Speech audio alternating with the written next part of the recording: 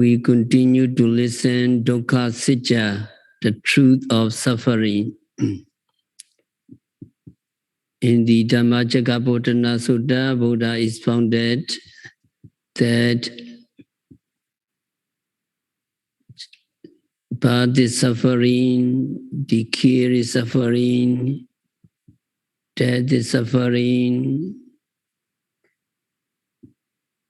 So 11 types of suffering, starting from sufferings of birth to suffering of not getting what we want is suffering. So these suffering arise only because there are the 5 groups of clinging, upadana khanda. They arise dependent on these 5 groups. So in short, these 5 groups of clinging is the truth of suffering. The aggregates of nama and rupa, mental and material formations, which form the objects of clinging, are called upadana khanda, groups of clinging. These 5 groups of clinging are made up of the groups of material form, the group of feeling, the group of perception, the group of mental concomitants, and the group of consciousness.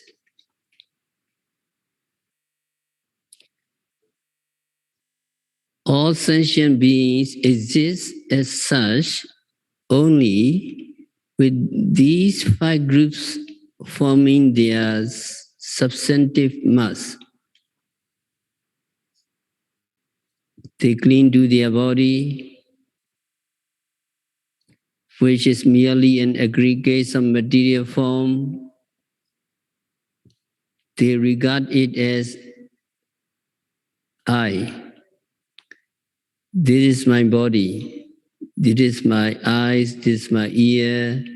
This is my nose. This is my leg, stomach. This body and mind are permanent, etc. So the groups of material form is called the groups of clinging. And the mental states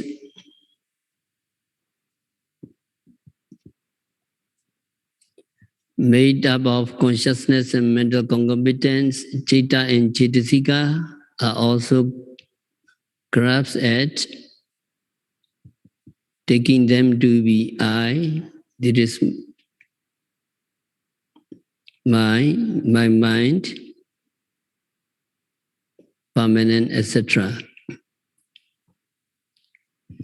So at the moment of seeing, hearing, smelling, tasting, and touching, 5 groups of grasping arise, 5 groups of clinging is prominent. Today we go to the 5 groups of grasping at the moment of touching. You understand the instruction with regard to what is seen.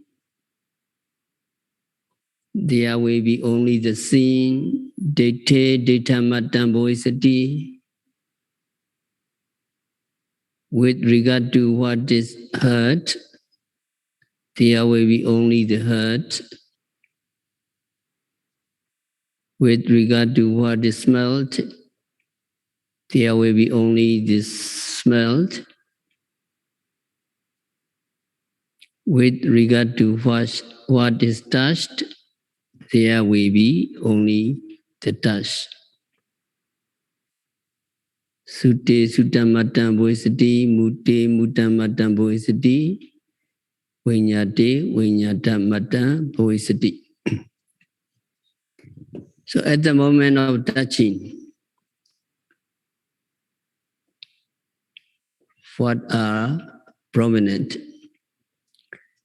The sense of touch encompasses a wide field throughout the whole body of a person. Wherever flesh and blood are in good condition, is diffuse. Kaya pasada, the sensation surface which gives the sense of touch. Both inside our body, in the flesh, in the blood, in the muscle, in the bones, etc., and outside our body, on the skin, this sensitive principle lies spread out, not leaving an area the size of a pin point.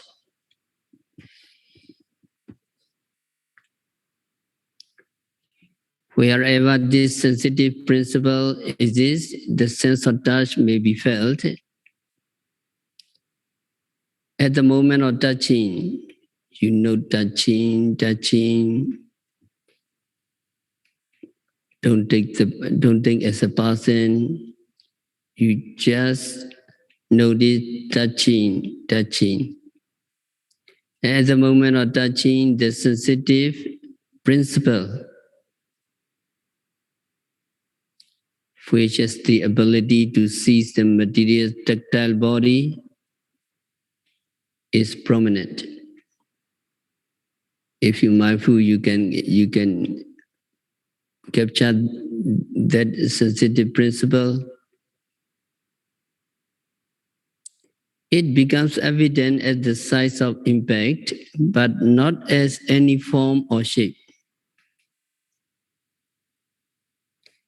Also prominent at the moment of impact is the material tactile body.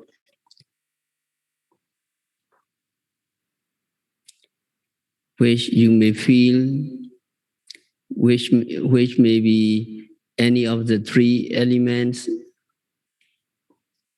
Patavi Dhatu, Earth element, Tejo Dhatu, heat elements, and Vayu Dhatu, air elements.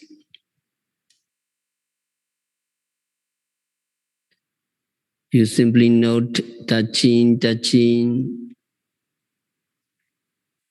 and if your concentration getting strengthened, what you capture is the hardness, roughness, smoothness, and softness you feel. That is Patavi, earth elements.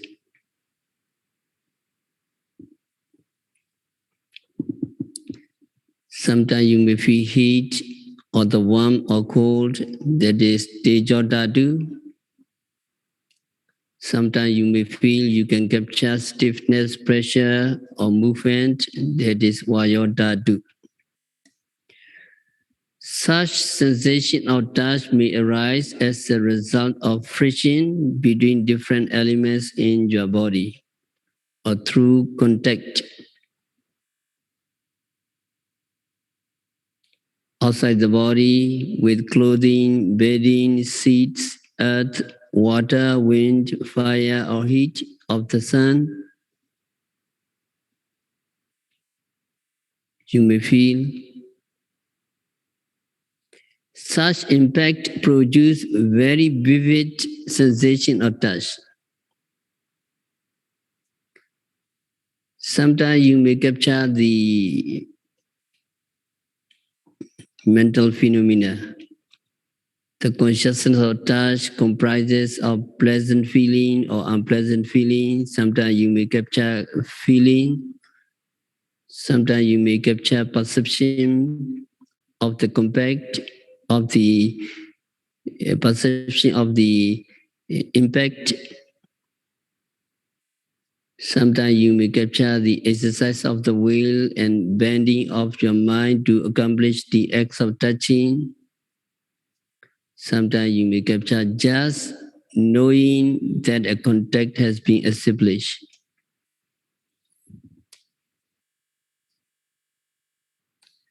The feeling of pressure or unpleasantness is especially vivid. Physical pain is the feeling of suffering which arises through disagreeable contact. If we're not mindful at the moment of touch, and if we fail to see the reality as it truly is, there we develop of attachment as I or mine,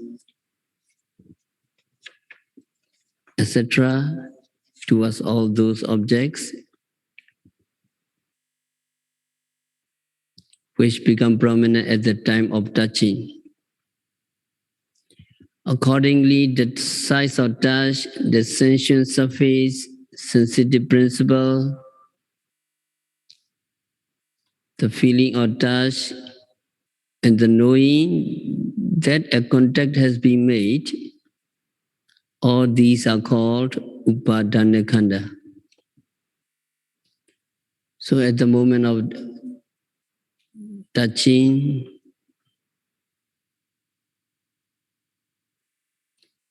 what you understand, you know touching, and sometimes you may feel, you may capture the sensation surface and the impact of the touch. That is correct, that is rupa upadana khanda.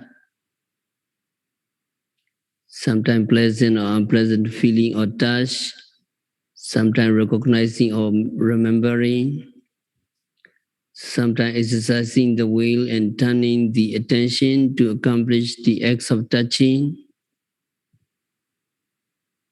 sometimes the knowing that a contact has been made. These are all upadana khanda. So practice of noting the bodily postures. We are practicing. When we go, we have to note going. When we stand, we have to know standing. When we sit, we have to know sitting. When we sleep, we have to know sleeping, bending, stretching, moving, rising and falling of the abdomen. Whatever bodily behavior occur, we need to note.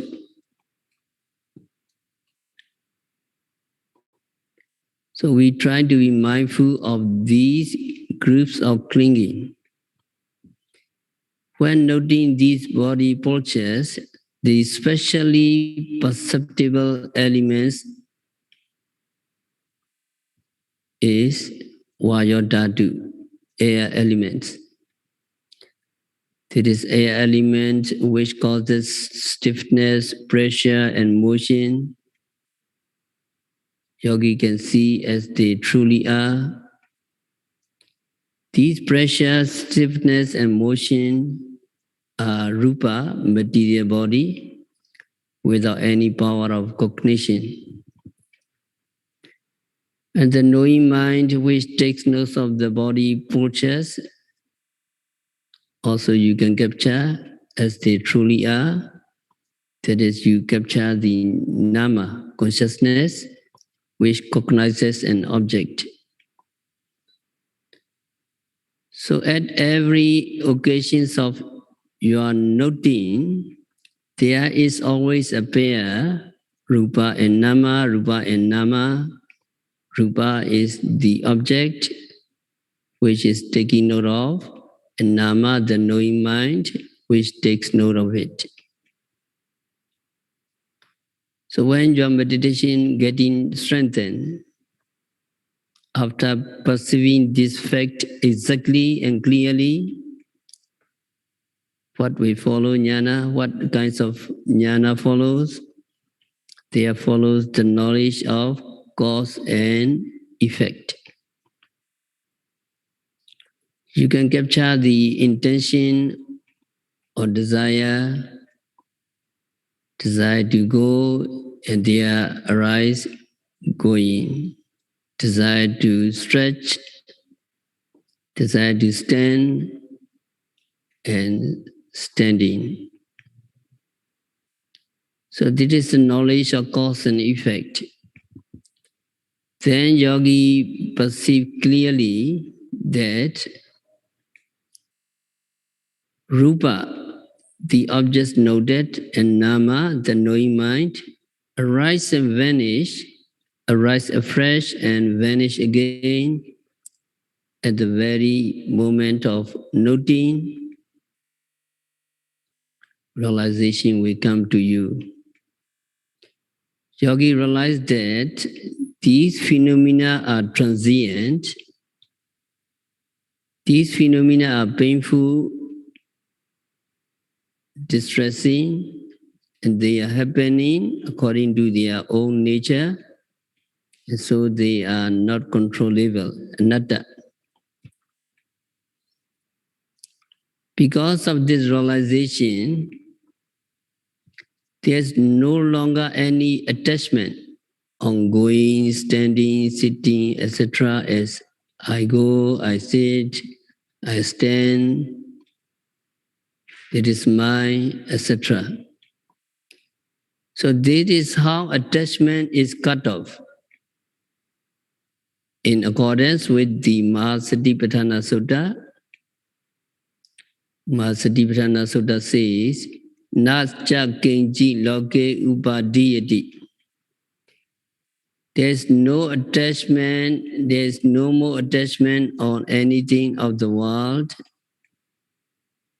namely the material body or the five aggregates. So to be free from that attachment, Kaya Nupassana Satipatthana, mindfulness on the body, Vena Nupassana Satipatthana, mindfulness on the feeling, Chaitanya Satipatthana, mindfulness on the mind, and Dhammanupassana Satipatthana, mindfulness on the Dhamma objects has to be developed.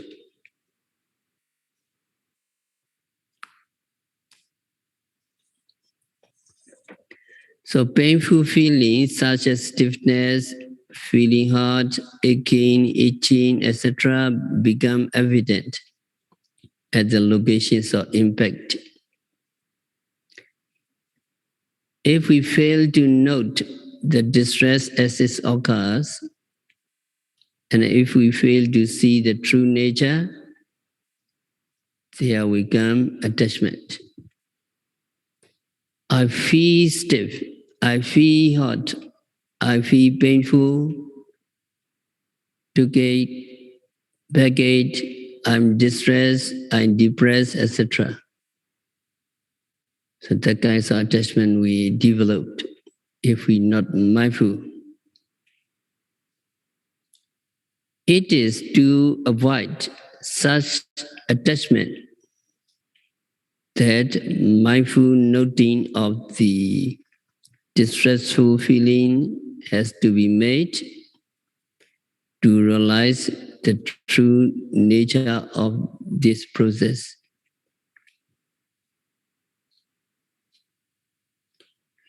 Continuous and close watching of the painful feeling will reveal clearly how painful feeling of stiffness, hotness, aches appear to come up afresh in the body, one after another in succession. Then personal realization will come that these painful feelings exist for a moment only and then vanish, and that they are of impermanent nature. They are no longer grasped as I, mine, permanent, etc. yogi becomes free from attachment. So this need for mindful note taking.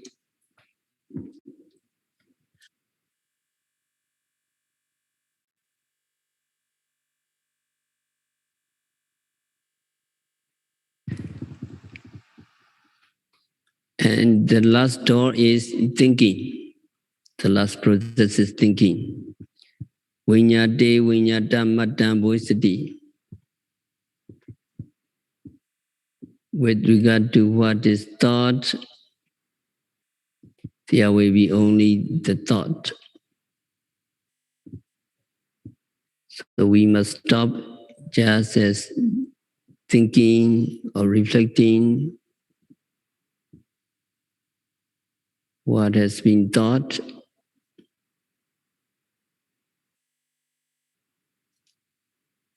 Mental activities such as thinking, imagining are very extensive in scope. Thinking, imagining are frequently occurring. In waking moments, our mind is almost constantly active. Even in the absence of any attractive, pleasant objects in our surroundings, imagination creates them to appear as if in real existence.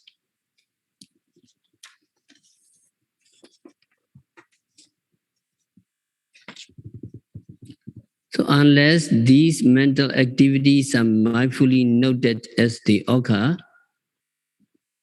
they are liable to be identified as self, a living entity.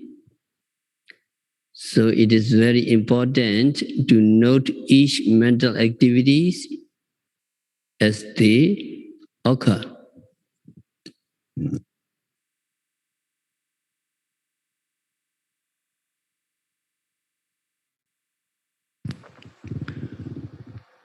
When carefully analyzed,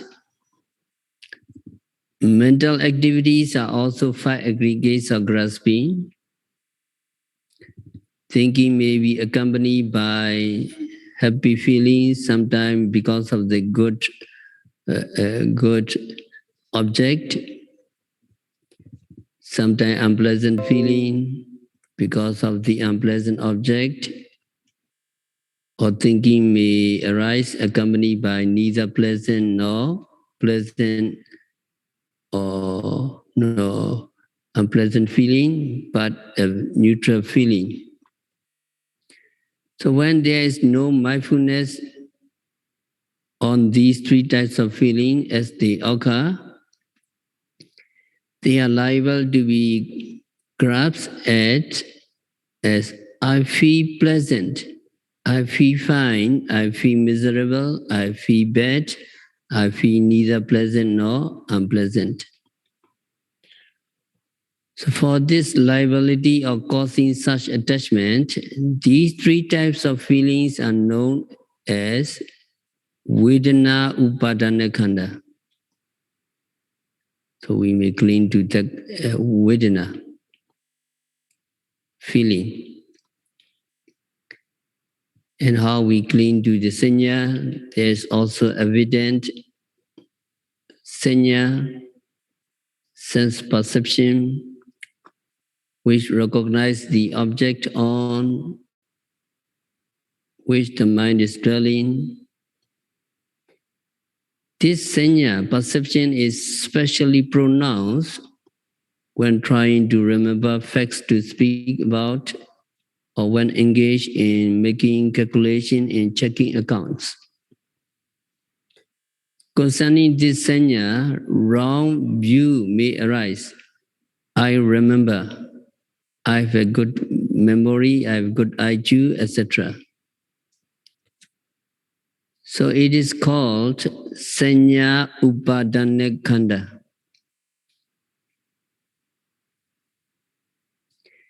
At the moment of thinking or exercising in imagination, there comes into noticeable actions. Phassa, contact. Vitakka, mental inclination towards the object. Manasikara, fixing the attention on the object. Chetana, which incites and urges. Let it be in this way. Let it be in that way. That Chetana you can capture. The role of Chetana is especially pronounced when an important matter happens to come up in your mind at the dead of night and it cannot be attended to. So this driving urge or Chetana, go now, get up, tell him now. That kinds of Chetana is very prominent if you really mindful. Sometimes because of the good environment,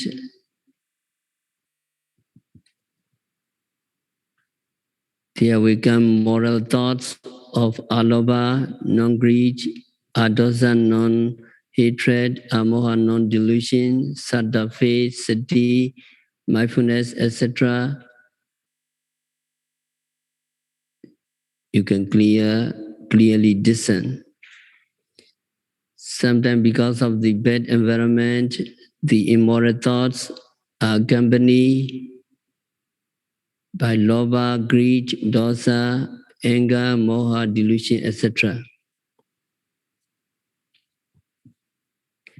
So the mental concomitants, phassa, chetana, and manasikara are inciting agents responsible for arising of thoughts, ideas, imagination, concepts, one after another in succession. They are also at the back of every act of speaking and body movements such as going, standing, sitting, sleeping, bending, stretching, etc. The incitement urge concerned with each mental, vocal, and physical activities is sankhara, which conditions an act by prompting, inducing, directing, etc. This conditioning role of sankhara may result in its being identified as a person or a living entity and wrongly cleaved to as I. So this notion, I think, I speak, I go, I do, is wrong attachment to this conditioning sankhara. Such attachment is known as clinging to karaka, karakata, attachment to performing self. So the sankhara, namely phassa, chetana, manasikara, etc., are called sankhara upadana khanda.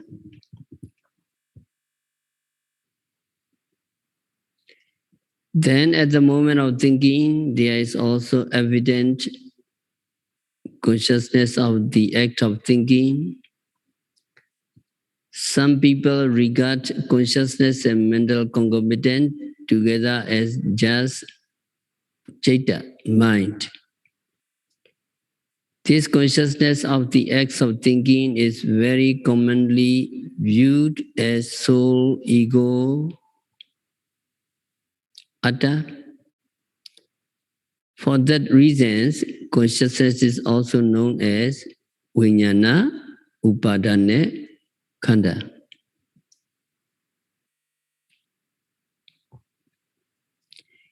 In addition, at the moment of thinking, the material body which provides the base for thinking is also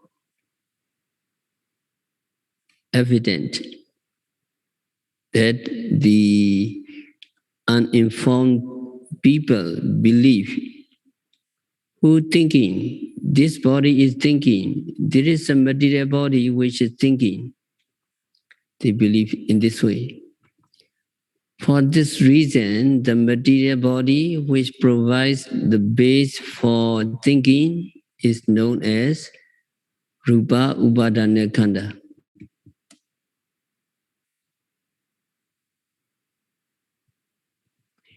The objects of thought may be material, Rupa, mental Nama, or idea, notion, concept. These also serve as objects of attachment. So the material objects belongs to Rupa Upadana Khanda. The mental objects is classified under the four categories of the Nama Upadana Khanda.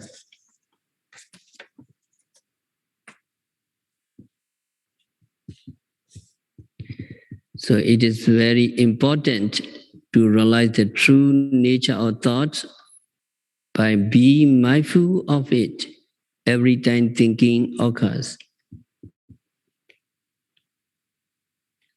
If we fail to take note of that thinking and thus failing to recognize its true nature will lead to attachment to it. We will attach to it as I'm thinking, my thinking is good, that thinking is permanent, that thinking is pleasant, etc. The majority of people in these days are almost constantly clinging to these mental objects. Such attachment gives rise to active processes for becoming in accordance with the law of dependent origination. And in every stage of new becoming, there awaits aging, sickness, death, followed by suffering or sorrow, lamentation, pain, grief, and despair. For yogi, always mindful. If yogi's mindfulness is developed on each occurrence of a thinking, its real nature of impermanence, painfulness, and insubstantiality will become evident.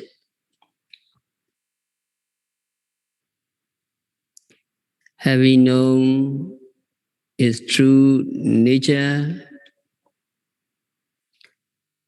no attachment to that thinking arises, so no active process for new becoming take place. And when there is no new becoming, the mass of suffering represented by aging, sickness and death, sorrow, lamentation, etc. is completely eliminated.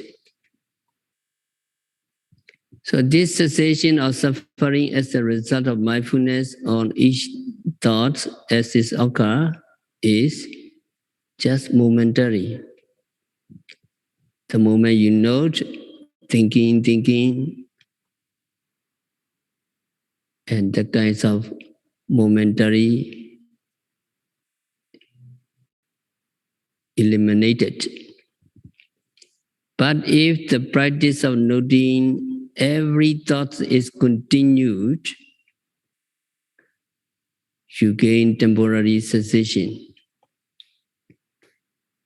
Gaining temporary cessation on each noting, by the time the Ariya Mega becomes fully developed, the mass of suffering we have been completely eradicated. So while being occupied with the exercise of noting, rising, falling, sitting, touching, if any thoughts or idea intervenes, Yogi need to be mindful. These ideas or thoughts should be noted as thinking, etc.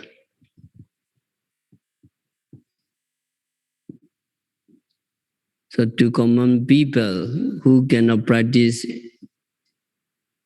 vipassana meditation at the moment of seeing, the subject which sees is obviously some substantial body. The external object which is seen is also obviously a woman, a man, a substantial body. In the same way with the phenomena of hearing, smelling, tasting, etc. In reality, there is no such substance. There is no mass to form a physical body. Only the 5 groups of clinging. Nothing exists except at the 6 moments of seeing, hearing, smelling, tasting, touching, and knowing. They become evident only at the 6 moments, and what become evident are also just the 5 groups of clinging.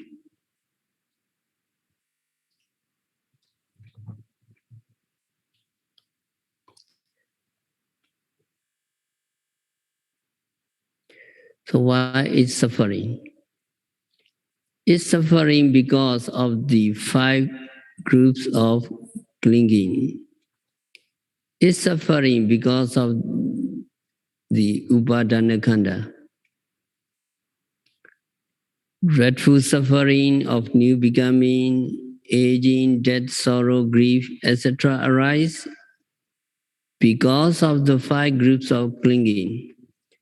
So long as these 5 groups of clinging exist, dreadful suffering of becoming, getting old, death, etc. will persist. So the 5 groups of grasping are themselves dreadful suffering. In short, because there is physical body, rupa, physical and mental suffering dependent upon rupa arise. Because there is the knowing mind, nama, physical and mental, suffering based on it arise. So rupa and nama, mind and matter, constituting the 5 groups of clinging are dreadful sufferings. In other words, the unbearable physical and mental distresses are dreadful intrinsic suffering. They are known as dukkha. We all fear them, everyone fears them. So dukkha vedana, feeling of pain. Otherwise, upadana khanda is the real truth of suffering.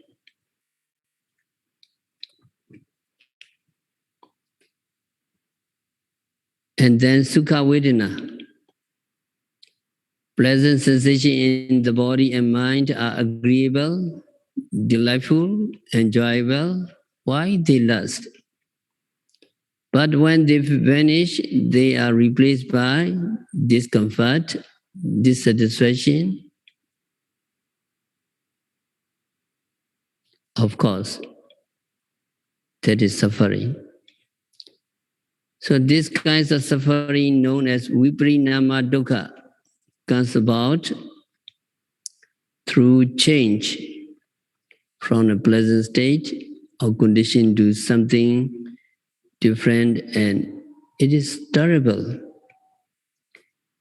To the areas, the noble ones, pleasant sensations are like the ogress who bewitched people with her beauty and turned them mad. For them, for Aryas, pleasant sensations are dreadful upadanakanda, or the same, and constitute the real truth of suffering.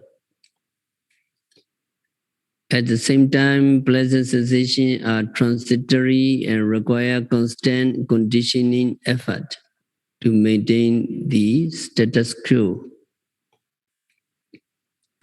Of course, this is troublesome, and so it is to the wise real dukkha. And the remaining upekkha vedana, neutral feeling, and the upadana khanda of sanya, perception, sankara, mental formation, vijnana consciousness, and rupa, material are always in a state of flux. They are transitory. And so to the noble ones, they are dreadful. Death can come anytime. As death awaits constantly, having to rely on the impermanent upadana for physical substance, mass of support is dreadful.